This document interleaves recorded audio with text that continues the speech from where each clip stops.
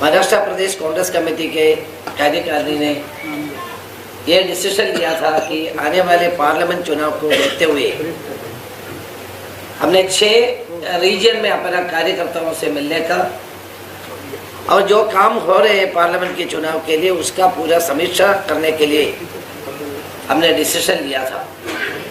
इसके अनुसार लातूर लास्ट की रीजनल मीटिंग है, 5 मीटिंग ने मीटिंग किया है और दिस इज द लास्ट मीटिंग। इसे 6 मीटिंग के बाद मुझे विश्वास के साथ बता सकते हैं कि महाराष्ट्र में कांग्रेस जन सारे मैदान में उतरे हैं और सारे नेता कार्यकर्ता सब एकजुट होकर पार्लियामेंट के चुनाव के लिए तैयारी कर रहे हैं। हमको विश्वास है महाविकास आघाड़ी सबसे ज़्यादा पार्लियामेंट सीट जीतेंगे और आने वाले चुनाव में महाराष्ट्र में सरकार बनने के लिए सक्षम रहेगी। हमने हर जिले कांग्रेस कमेटी के कार्य के बारे में, उनका जो कार्यशैली के बारे में बात करते हैं और ब्लॉक कांग्रेस कमेटी के प्रेसिडेंट से बात करते हैं, उनका भावनाओं को स्वीकार करते हैं और जो भी समस्या जिला ब्लॉक कांग्रेस कमेटी के बीच में है सब बात करके सबको एकत्र होकर के आगे चलेने का काम चल रहे हैं। एक बात मैं जरूर बताना चाहता हूँ, महाराष्ट्र में कांग्रेस अभी शक्तिशाली संगठन है, इसको और हम लोग मजबूत करेंगे। आने वाले चुनाव में इसका प्रमाण बिल्कुल आपके सामने आएगा। इसके बाद हमने 16 और 17 16 और 17 में लोनावाला में हमारे प्रदेश कांग्रेस की शिविर की आयोजित भी की है। कांग्रेस अध्यक्ष मल्लिकार्जुन खड़गे जी ऑनलाइन पे इस पे इनॉग्रेट करेंगे और हमारे अन्य नेता भी मौजूद रहेंगे। ये शिविर इसके पार्लियामेंट के चुनाव की तैयारी के लिए हमने रखा है। सो सिस्टमैटिकली हमारा काम अभी चल रहे हैं और फरवरी 5 तारीख के अंदर हर जिला कांग्रेस कमेटी अपना मीटिंग बुलाएंगे और रीजनल मीटिंग्स में जो आदेश दिया गया है उसको पूरा करने के लिए, लागू करने के लिए वो लोगों को कोशिश होंगे। राजनीतिक स्थिति के बारे में आप लोग जानते हैं कि कल नीतीश कुमार जी ने इंडिया अलायंस तोड़ करके इस देश के सबसे बड़े पलटू राम स्थापित कर दिया। 8 times he has changed his stand. So इसके उनके क्रेडिबिलिटी पूरा खत्म हो गया है। लोग उसके ऊपर विश्वास नहीं करेंगे। आज कुछ बोलते हैं, कल कुछ और बोलते हैं। राजनीति में क्रेडिबिलिटी सबसे बड़ी बात है। आपका क्रेडिबिलिटी नहीं तो आपके ऊपर कौन विश्वास करेगा। इंडिया अलायंस के 4 मीटिंग में वो भाग ली और इंडिया अलायंस के बारे में बताते रहे, लेकिन अचानक उन्होंने अपना स्टैंड चेंज कर दिया है। लेकिन इससे इंडिया अलायंस को कुछ होने वाला नहीं है। हम खास तौर से बिहार में आप लोग जानते हैं कि पिछले असेंबली के चुनाव में कांग्रेस और लालू प्रसाद यादव की पार्टी एक साथ चुनाव लड़े। हमको 4-5 सीट के डिफरेंस था, ज़्यादा नहीं था, 4-5 सीटों का डिफरेंसेस था। तो आने वाले असेंबली के पार्लियामेंट के चुनाव में कांग्रेस और आरजेडी मिलकर के चुनाव लड़ेंगे और सबसे ज़्यादा सीट पार्लियामेंट में बिहार में भी हम लोग विजय प्राप्त करेंगे, क्योंकि लोग सब देख रहे हैं। आज कुछ बोल रहे, कल और कुछ बोल रहे। क्या नीति है, क्या आदर्श है, क्या विचारधारा है। तो गद्दी पे बैठने के लिए जो भी काम करते हैं उसके बारे में लोग जरूर समझेंगे। इंडिया अलायंस सक्षम है। इंडिया अलायंस में के द्वारा इस देश के जनता को एक आशा प्रतीक्षा दिया गया है। वो आशा और प्रतीक्षा को सफल करने के लिए हम लोग काम करेंगे। इस देश को जोड़ने के लिए हमारा नेता श्री राहुल गांधी जी ने जो प्रयास कर रहे हैं उसको और मजबूत करने की ज़रूरत है। देखिए, राहुल गांधी जी ने कन्याकुमारी से कश्मीर तक अपने 4000 से ज़्यादा किलोमीटर पैदल चले, भारत जोड़ो का नारा दिया। भारत को जो तोड़ना चाहते हैं उनको चुनौती दी। राहुल जी के अभी नया जो यात्रा शुरू की मणिपुर से मुंबई तक, बीजेपी इससे डरते हैं।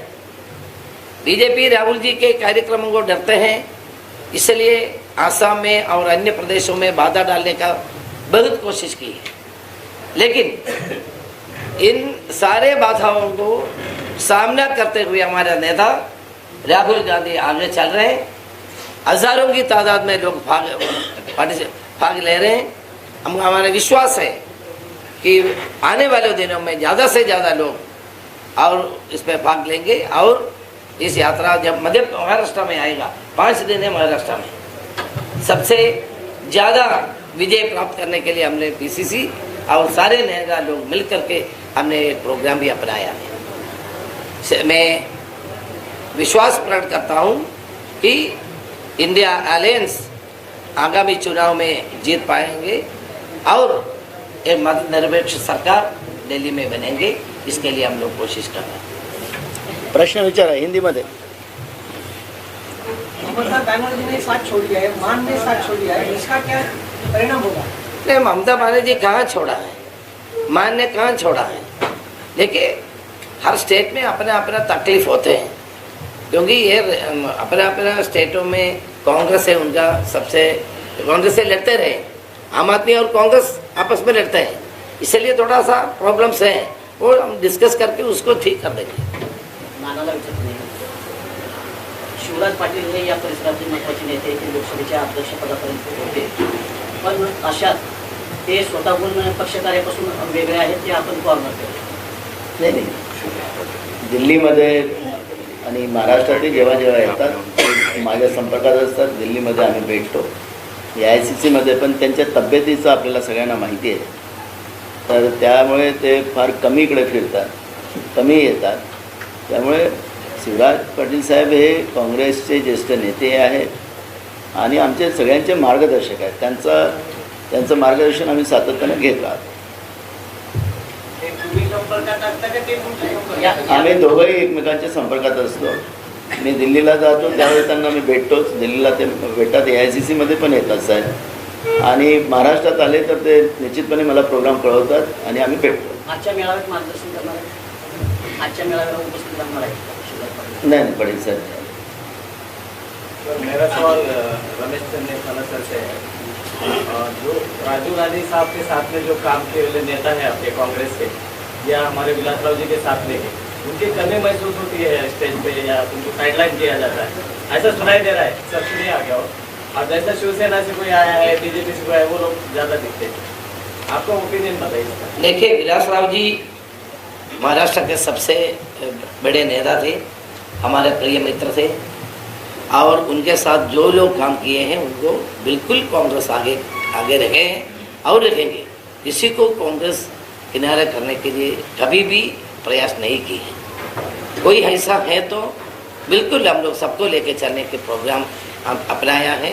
किसी को भी कांग्रेस के आदर्शों में जो लोग विश्वास प्रकट करते हैं, आदर्शों को लेके आगे चलते हैं, हम सबको लेंगे, सबको प्राथमिकता देंगे, किसी को किनारे नहीं करेंगे. प्रकाश आंबेडकर साथ में रहेंगे, उनसे मैंने खुद बात की है और आने वाले दिनों में उनके साथ बैठक होंगे.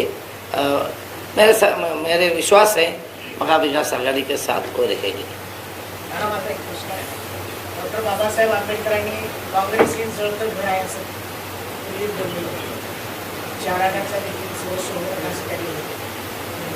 तेच म्हणजे आज घडीला मतदारामध्ये तेच म्हणजे बाबासाहेबांची भूमिका हे लक्षात घेऊन हे काँग्रेसची जी वर्तणूक होत आहे त्यातही मतदारामध्ये म्हणजे ते बाबासाहेबांचे विचार आलेत का, असं काय वाटतं? बघा, बाबासाहेबांच्या त्या शब्दाचा अनर्थ केला गेलेला होता. अखेरी जसं आत्ताचं चनितला साहेबांनी सांगितलं की 2 पार्ट्या ज्या असतात त्यांच्यामधलं एक डिफरन्स असतो. मतं भिन्नता असू शकतात पण मनभिन्नता नाही. डॉक्टर बाबासाहेब आंबेडकरांच्या याच्यामध्ये आपल्याला सगळ्यांना माहिती आहे, इतिहासात मी थोडंसं आता तुम्ही विषय काढला म्हणून सांगतो. जेव्हा संविधान समिती तयार करण्यात आलेली होती त्याच्यामध्ये डॉक्टर बाबासाहेब आंबेडकर नव्हते, पण मुंबईचे आमचे काय नाव त्यांचं मला लक्षात नाही, त्यांचा राजीनामा घेऊन डॉक्टर बाबासाहेब जेव्हा निवडून आले त्यावेळेस त्यांना त्या याच्यात घेतलं आणि मग त्या संविधान समितीमधून डॉक्टर बाबासाहेब आंबेडकर काँग्रेससाठी किती महत्त्वाचे आहे याचं आम्हाला खूप सारं काही उदाहरण अनेकदा देता येण्याची गरज नाही. डॉक्टर बाबासाहेब आंबेडकर ही काँग्रेससाठी महत्त्वाचं व्यक्तिमत्व आहे आणि त्याच्यामुळे डॉक्टर बाबासाहेब आंबेडकर हे काँग्रेस विचाराच्या फारकतीचा विषय होऊ शकत नाही. शाहू फुले आंबेडकर विचारधारा जी आहे ती विचारधाराच काँग्रेसची विचारधारा आहे. त्याच्यामुळे बाबासाहेब आंबेडकर आणि काँग्रेस ही विचारधारा वेगळी होऊ शकत नाही. त्यामुळे ही जी काही गफलत जी निर्माण करण्याचा प्रयत्न केला जातो तो फक्त राजकीय द्वेषापोटी राजकीय उद्देशाने केला जातो. आज जे लोक सत्तेत आहेत त्यांनी तर देशच जाळला, देशच संपवला, बाबासाहेब आंबेडकरांचं संविधानिक व्यवस्था संपवली, लोकशाही संपवली आणि त्याच्यामुळे बाबासाहेब आंबेडकरांच्या अनुयायांचा विषय तुम्ही काढला. त्यामुळे आता बाबासाहेबांच्या अनुयायांनाही सुद्धा कळत आहे की चुकीचं झालेलं आहे आणि काँग्रेसच एक असा पक्ष या देशामध्ये आहे की तो संविधान आणि लोकशाहीला जोपासून ठेवू शकतो ही क्षमता असलेला काँग्रेस पक्षच आहे. त्यामुळे ही जी काही भूमिका कालपर्यंत अनेक लोक मांडत होती ती आता त्या भूमिकेला लोकांना आता जो गैरसमज जो पसरवला गेला तो आता निघालेला आहे आणि काँग्रेसच पक्ष हा आमचा जवळचा आहे ही भूमिका आता सगळ्यांची झाली. बघा आम्ही 48 जागा आघाडी म्हणून लढतो आहे. आमची भूमिका काँग्रेसची एकदम स्पष्ट आहे की कोणाला जागा कोणाला किती द्यायच्या वगैरे हा आमचा आघाडीचा प्रश्न नाही आहे. 48 जागा आम्हाला जिंकता आल्या पाहिजेत ही भूमिका आमची आघाडीची आहे. त्याच्यामध्ये आमचे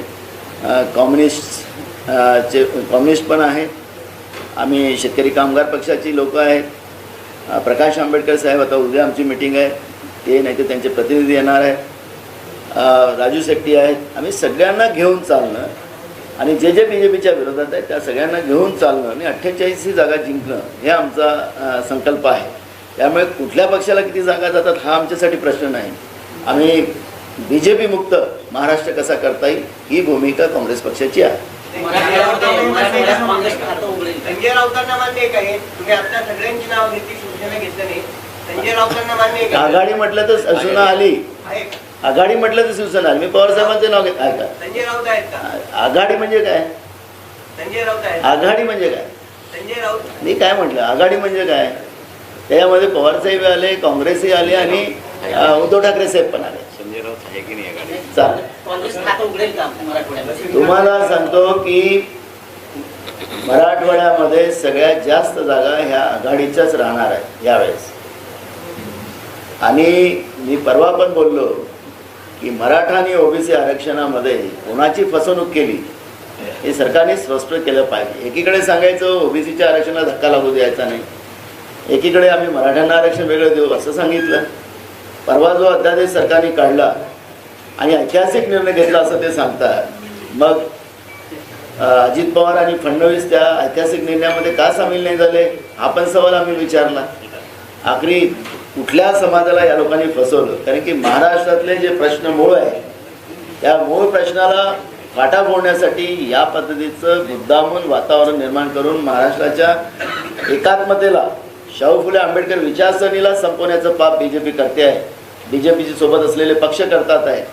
राज्याची तिजोरी लुटण्याचं काम हे करतात. आपल्याला पाहायला मिळालं असेल की काल डेप्युटी CMनी म्हणजे फडणवीसांनी जे CM आपण ते आरोग्यासाठी जे हे पैसे देतो तसं आता फडणवीसांनी सुद्धा त्या पद्धतीची त्याचाही वेगळे हे काढलेलं आहे.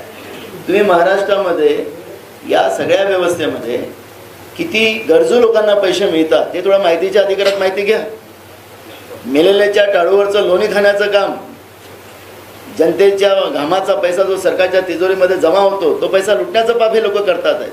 गरजू लोकांना मदत मिळत नाही, यांच्या बगलबच्च्याला आरोग्याच्या नावाने त्या गरीब माणसाला पैसे मिळाले पाहिजे त्याला नाही, पण यांच्या बगलबच्च्यांना पैसे मिळतात हे तुम्हाला त्याच्या माहितीच्या अधिकारातून प्राप्त होईल. म्हणजे एक मुख्यमंत्र्याचं कोश, एक आता उपमुख्यमंत्र्याचं, मग दुसरा उपमुख्यमंत्री उघडेल. किती लोकांना, गरजू लोकांना मदत केलेली आहे हे तर सरकारनं जाहीर करावं. लोक दवाखान्यात सरळ जातात आणि आडवून निघतात. शासकीय दवाखान्यातली व्यवस्था संपली, खाजगी दवाखान्यामध्ये लूट चाललेली आहे. महाराष्ट्रामध्ये आरोग्याचे 3-13 वाजलेले आहेत. आणि म्हणून मी आपल्याला सांगतो हे आमच्या निवडणुकीचे भाग आहेत, पण मी तुम्हाला विषय काढला म्हणून सांगितलं की लुटारू सरकार, भ्रष्टाचारी सरकार आणि शेतकऱ्यावर अन्याय करणारी आणि तरुणांवर त्यांचं आयुष्य बर्बाद करणारी, नोकऱ्यांच्या नावानं फसवलं जात आहे महाराष्ट्रात. त्याच्यामुळे अशा या बर्बाद सरकारला जनता बर्बाद केल्याशिवाय आता शांत बसणार नाही अशी परिस्थिती आहे. लोकांमध्ये तीव्र चीड या सरकारच्या बद्दल आहे. म्हणून जिल्हा परिषद, पंचायत समिती, नगरपालिका आणि महानगरपालिकेच्या निवडणुका या लोकांनी घेतल्या नाही. तुम्ही मगाशी प्रश्न विचारला, जेवढ्या निवडणुका बाय इलेक्शन महाराष्ट्रात झालेत तेवढे काँग्रेस आघाडी पक्षाने जिंकले.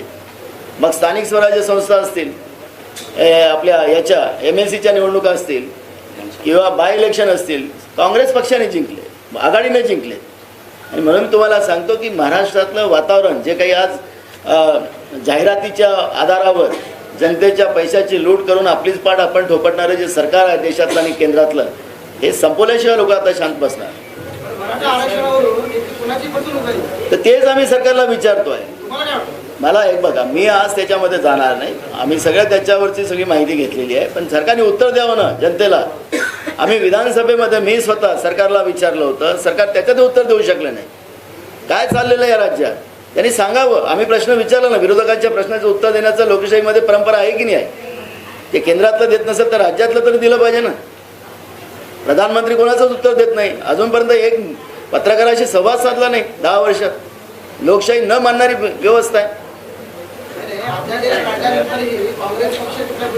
नाही, आम्ही प्रश्न विचारला. एक बघा, आम्ही काय मारपीट करावं, चक्काजाम करावं ही भूमिका आमची नाही. आम्ही सरकारला प्रश्न विचारला की तुम्ही हा अध्यादेश काढलेला आहे तो कुठल्या आधारावर काढला आहे, कसा काढलेला आहे, कोणाची फसवणूक केली. कारण त्यांनी दोघांनी सांगितलं की आम्ही OBCचं आरक्षणला हात लावणार नाही. मग मराठा समाजाला त्यांनी आरक्षण दिलं असं म्हटलं, तर कुठल्या आधारावर कसं केलं ते तर सांगा. तुम्हाला माहितीसाठी सांगतो,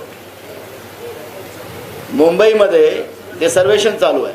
आज पेपरला हेडलाईन आहे, शाबासकी दिली. 6 दिवसात 27 लाख लोकांचं सर्वेक्षण झालेलं आहे. 6 दिवसात 27 लाख. मला सांगा, आता शाबासकी दिली पाहिजे ना या लोकांना. असं पॉसिबल आहे का? 6 दिवसात 27 लाख लोकांना सर्वेक्षण मुंबई शहरामध्ये केलेलं आहे. घरात लोक राहतात का, दिवस कामाला जातात का, म्हणजे बंद घराचं केलं का सर्वेक्षण? काय चाललेलं आहे या राज्यात हे अनेक पुरावे देता येईल मला. सर्वेक्षण तर आजच्याच पेपरला, काही पेपरला आहेत, आता काही पेपर छापत नाही तो भाग नाही. मी ऑनलाईन काही पेपर वाचत होतो ते मी पाहिलं. मुद्दा म्हणून तुम्हाला सांगतोय की हे फसवणूक कोणाची करताय, आमचा प्रश्न तो आहे. सरकार म्हणून उत्तर देणं त्यांची जबाबदारी. नसेल दायित्व त्यांचं उत्तर द्यायचं, लोकांच्या प्रश्नाचं, विरोधी पक्षाच्या लोकांचं दायित्व, प्रश्नाचं उत्तर नाही द्यायचं, तर तो त्यांचा विषय. आम्ही प्रश्न विचारलेले आहे, अजून तुमच्या समोर विचारतोय सरकारला. माध्यमाच्याच माध्यमातून सरकारला ऐकू जातं असं आम्हाला वाटतं. मी माझा जरांगेंचा विषय नाही आहे माझा. मी समाजाची चर्चा करतोय. मी एक व्यक्तीची गरज नाही आहे. मराठा समाजाला आरक्षण 2014 मध्ये, धनगर समाजाला आरक्षण देण्याचं 2014 मध्ये याच फडणवीसने सांगितलं होतं. खालचंही सरकारनं वरचंही सरकार द्या म्हणाले होते. 10 वर्षात तुम्ही देऊ शकला नाही, तो उद्रेक आहे. मुस्लिम आरक्षण का क्या? आता यांचं होऊ द्या, त्याच्यावर येतो. त्याच्यावर मुस्लिम आरक्षणाचं आमचे नेते राहुल गांधीजींनी जी काही भूमिका मांडली त्या भूमिकेमध्ये सेन्सेस हा महत्त्वाचा भाग आहे. पण देशाचे प्रधानमंत्री सांगतात की गरीब आणि श्रीमंत या 2च जाती राहतील. आता देशामध्ये आरक्षण व्यवस्था संपवायची, तर आता हे आपला हा विषय आपल्या महाराष्ट्रातला होता. पण मुस्लिम आरक्षणाचा विषय काँग्रेसने केलेला होता. नसीमभाई ज्यावेळेस मंत्री असताना कोर्टामध्ये झाला. पण त्याचं मूळ कारण आहे की जिथपर्यंत आम्ही सेन्सेस करत नाही, कुठला समाज, आम्ही धर्माला आरक्षण देत नाही, आम्ही समाजाला देतो, त्या जातीला देतो. जो समाज, जी जात सामाजिक, आर्थिक, शैक्षणिक माग असेल, बाबासाहेब आंबेडकरांच्या संविधानाच्या आधारावर त्यांना मुख्य प्रवाहात आणणं ही सरकारची दायित्व होतं. आणि ते सेन्सेसच हा त्याचा थर्मामीटर आहे. आणि त्या आधारावर व्हावा. पण प्रधानमंत्री सांगतात की गरीब जात आहे आणि श्रीमंत जात आहे. मग या देशामध्ये 100 कोटीच्या वर गरीब लोक झालेली आहेत. मग 10,000 5,000 लोकच आता श्रीमंत राहिली देशामध्ये. बाबासाहेब आंबेडकरांनी ते नाही सांगितलं होतं की मूठभर लोकांना श्रीमंत करा आणि सगळ्यांना गरीब करा. ही व्यवस्था संपवली त्या लोकांनी. मेरा सवाल है, एक सवाल ये है, एक कांग्रेस के एमएलए चुन के आए होते हैं. एक मिनिट त्यांचं पलटणीला 6 वर्षाच्या मुलीवर अत्याचार झाला. हे पाय 2-4 दिवस झालं. आता आपण विरोधी पक्षात आहात तर आपण मी आपल्याला सांगत आहे आपण तिथं प्रतिनिधी कोण जाणार आहेत का आपले? बिलकुल जाणार. पण तुम्हाला एक गोष्ट सांगतो, महिला अत्याचार आपल्या वलांटीमध्ये तर होतच आहे. पण तुम्ही दिल्लीमध्ये आपण पाहिलं असेल की ज्या मुलींनी या देशासाठी सुवर्णपदक कमवून आणलेलं होतं त्या मुलींची सुद्धा कशी फरफड केलेली होती आणि त्यांच्यावर काय अत्याचार झाला. आणि त्यांचा जो खासदार आहे भाजपचा त्यांनी त्यांचं शोषण केलं असा आरोप त्याच्यावर लावत असताना देशाचे प्रधानमंत्री का चुप आहेत? ना खाऊंगा ना खाणे दूंगा ना कोई अत्याचार नाही सहन करूंगा. आता कुठे गेले? यामुळे आमचा प्रतिनिधी तिथं जाईल आणि अशोक पाटील जाऊन आले, अटक झाली. अशोक पाटील स्वतः जाऊन आलेत तिथं. पण अजून आम्ही तिथं पाठवू आणि त्याची वस्तुस्थिती मी स्वतः SP सोबत बोलतो आणि त्याच्यातली माहिती घेऊन मी सरकारला आणि DGला राज्याच्या त्याला आम्ही जॉब विचारू. जागाबद्दल काँग्रेस इच्छुक नाही असं एक काही चर्चा आहे आणि काँग्रेस स्वतःचा उमेदवार देण्यासाठी मी आपल्याला सांगत आहे की 48 जागा आम्ही लढतो आहे. मग आता काय पाहिजे तुम्हाला? 48 मध्ये लातूर येतं. नागपूर पण येतो. नाही मी सांगितलं ना 48 जागा महाविकास आघाडी आणि इंडिया अलायन्स म्हणून आम्ही लढणार. त्याच्यामुळे आता हा काही जागेचा फॉर्म्युला जो आहे तो तिकडे आहे महायुतीमध्ये त्यांचं चालू आहे. गोंधळ किती तिकडे गोंधळ तुम्हाला कळत नाही आहे. उद्रेक आहे, भूकंप व्हायची वेळ आलेली आहे. आणि हे लोक सांगतात ना आमच्याकडे येणार आहे ते अमुक येणार आहे. तुम्हाला त्यांच्या भूकंपाचा अंदाज नाही आहे. माझ्यासोबत किती संपर्क आहे तर मला ते नाही. मला जनतेचे प्रश्न काँग्रेसला महत्त्वाचे आहेत. महागाई महत्त्वाची आहे, बेरोजगारी महत्त्वाची आहे, शेतकऱ्यांचे प्रश्न महत्त्वाचे आहेत, गरिबाचे प्रश्न महत्त्वाचे आहेत. अन्यायाच्या विरोधात लढण्याची भूमिका काँग्रेसची आहे. त्यामुळे आम्हाला याचा आणू त्याचा आणू त्याच्यावरच्या चर्चा हेडलाईन आम्हाला घ्यायच्या नाही. पण तुम्हाला निवडणुका लागू द्या म्हणजे मग मी यांना एक लोहाराचा नाही मारेल तर माझं नाव नाना पटोले.